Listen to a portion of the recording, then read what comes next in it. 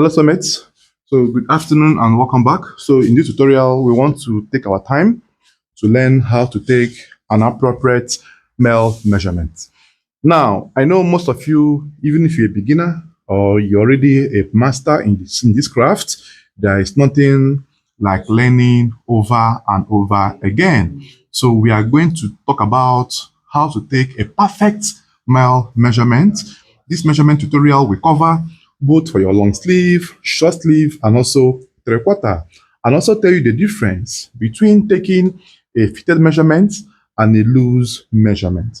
All of these things can be taken alongside the same process or the same time you are taking any of the either of the fittings. Now, I believe you must have watched other videos I made on the areas of measurement. Now, you can just go through my previous videos and check the list I made on the measurement areas that we need to make for top and also for trouser. So I want you to note one important thing here, that when taking MEL measurement, you must start from the chest first. Now, this chest happens to be the biggest part of the top, right? And you must start from the top. That is, if you're making up and down. But if you're making trouser, you can go ahead to measure your trouser alone. But once you're taking a full body measurement, please start from the chest. The chest will give you an insight of what the person's size or structure is like. And you now prepare your mind, to predict what you can or what you'll be getting subsequently. Please, this video will be very long. I want to be detailed in the tutorial. Don't skip, don't fast forward, watch the step by step. Now, going further. So when you start from the chest, you go down to the tummy. So this measurement pattern I am using is going to, let you know the body structure your customer has. So you will know what to envisage or what to get on the long run. Now, let me just proceed with the actual areas first. Now, for the top, like I told you guys, we have 6 areas for top and 6 for trouser as well. So number 1 we have here is the chest, followed by the shoulder, then followed by the sleeve length. You must make sure you follow this pattern, don't skip. Then followed by the round sleeve,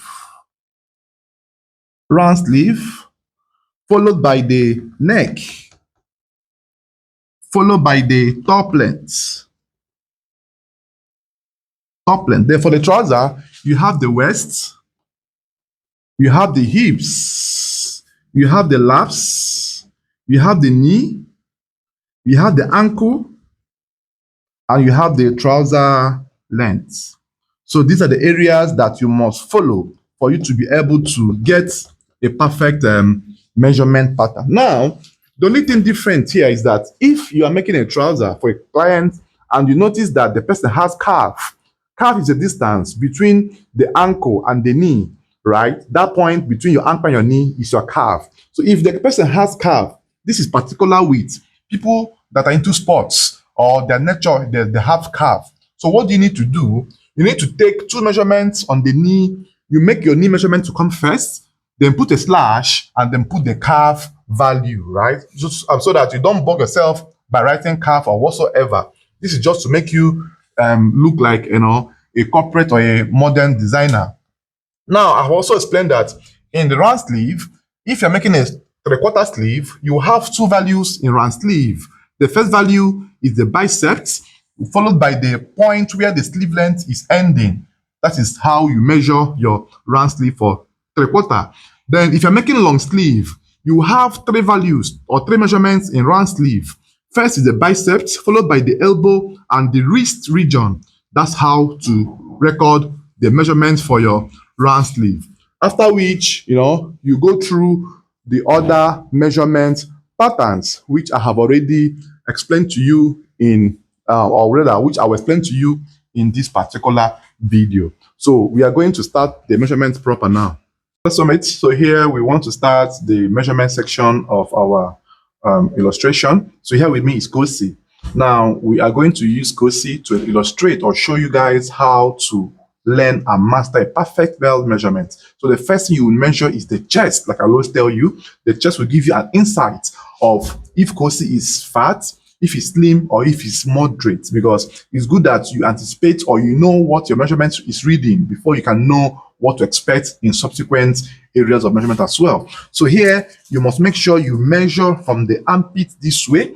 Now you take the roundness of the chest to know the exact of the body first. So Kosi's chest now is 40 or at minimum 39. That is his perfect body size. But this does not mean that this is Kosi's fitted measurement.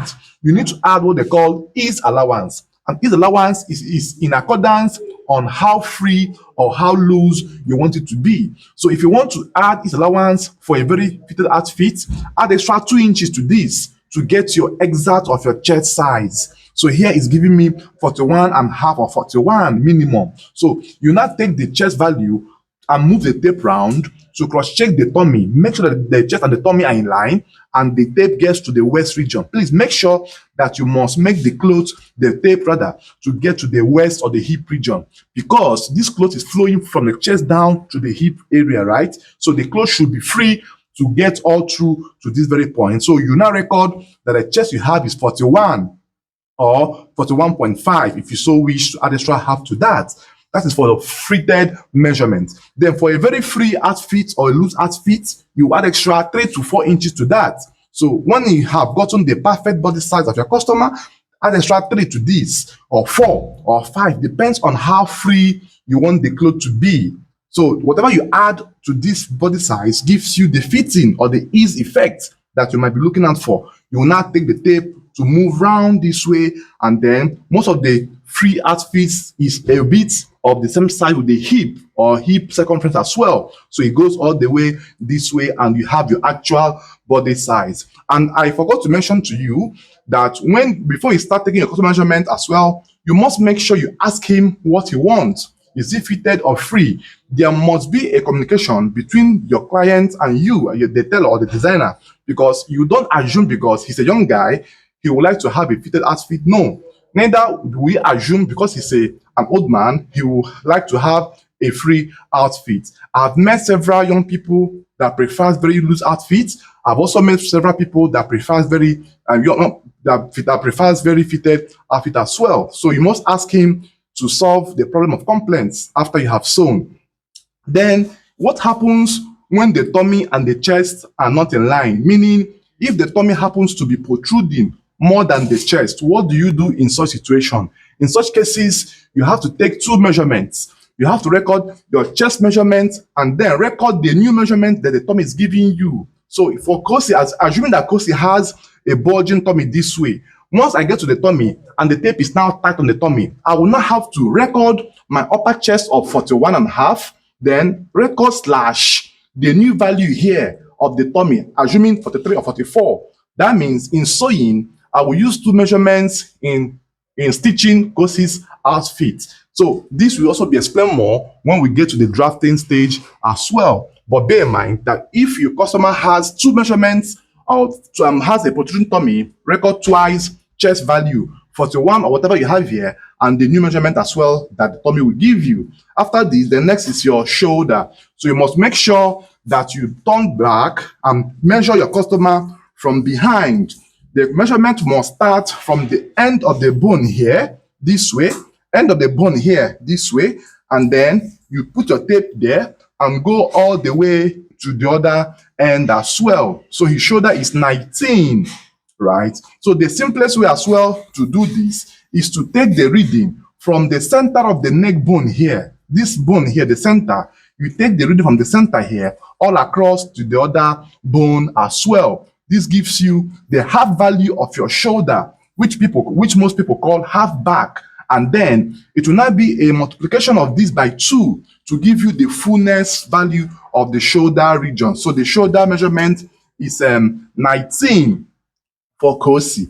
Then the rule states that after or immediately you have taken your shoulder measurement, hold your tape at that same spot, move the head of the tape to take the sleeve length, making sure that there is no distance gap or breach between the shoulder ending and where your sleeve measurement will start from. So this solves you an issue due to 0 error, because you might forget that your shoulder ended here, and then when you get to measure your neck or your round sleeve and come back to take your sleeve length, you will not forget where you have stopped on shoulder. By so doing, you might jump or take the length of sleeve from the wrong spot, right? So you must make sure you take your sleeve length immediately after you have ended taking your shoulder value. So be it short sleeve, you measure somewhere on the biceps, this way 10, be it 3/4, somewhere above the elbow, 18, 17 for 3/4. So be it long sleeve, somewhere above or below the wrist bone here,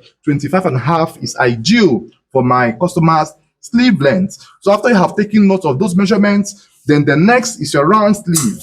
You measure the roundness of the hand this way, then ask him to coil the hand so that you will see the extent of the muscle protrusion, that the muscle bulging, because some persons might look slim, but once they coil the hand, you will notice that the bicep is bulging because of the muscular nature. So you measure this way. So the measurement as well will also be in line. If he wants to have it fitted, free or loose as well, you measure accordingly. By simply adding extra 1 inch to whatever you have here will give you a perfect moderate round sleeve measurement. After this, the next you will measure is your elbow. That is, if you're making for long sleeve, the hand as well will coil while you take the fullness of the elbow in the diagonal form. This gives you room for the cloth not to be too tight or too loose on your customer. So the elbow now is 13.5. Then, if you're making 3/4, the 3/4 stops somewhere here. So when you measure your sleeve length to stop there, take note of where it ended.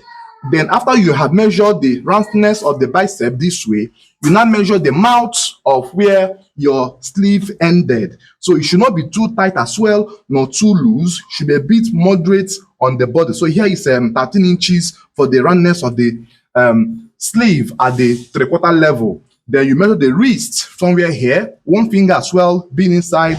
The wrist value is 8.5 for a perfect fit sleeve round sleeve measurement. Now the next you're going to measure is your neck circumference. So the tape must pass to the neck this way. Make sure it's resting at the base of the neck like this and not hanging on the throat.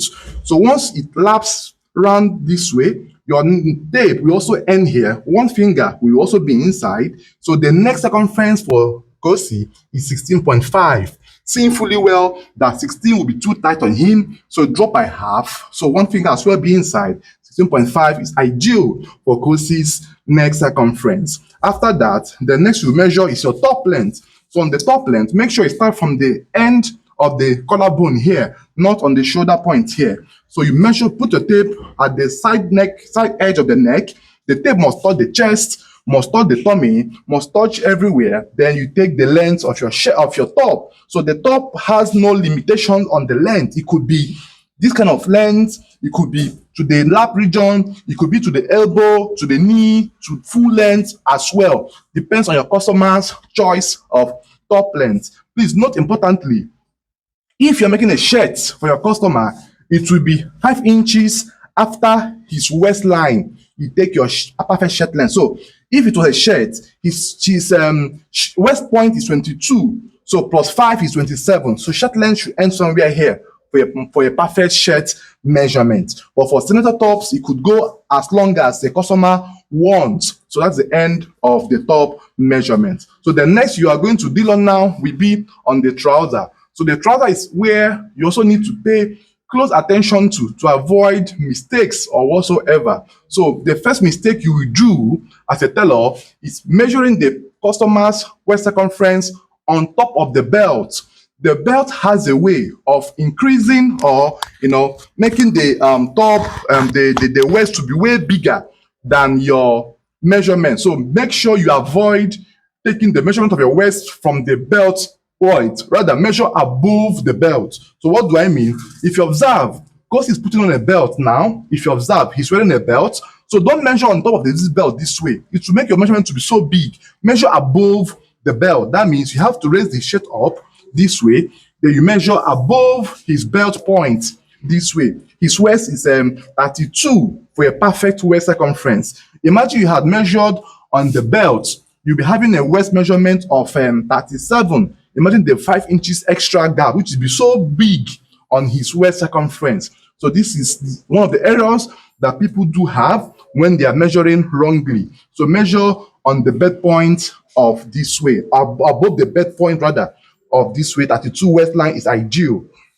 Then for the hip, you must tell him to take a foot apart, to balance in a proper position. So this balancing effect gives you room to not to allow the trouser to restrict its movement moving forward. So you measure the roundness of the hip this way. Make sure as well there is no key, no wallet or whatsoever on the pocket or phone, so that it won't increase or alter the actual measurement.